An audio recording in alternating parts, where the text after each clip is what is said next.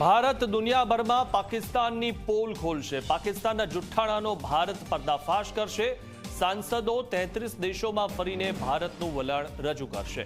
સાંસદ હેમાંગ જોશી પણ વિદેશમાં પાકિસ્તાનની પોલ ખોલશે। Indonesia, Malaysia, Japan, Singapore, Korea જશે અને પાકિસ્તાનના આતંકવાદી પ્રોપેગેન્ડાનો ખુલાસો કરશે।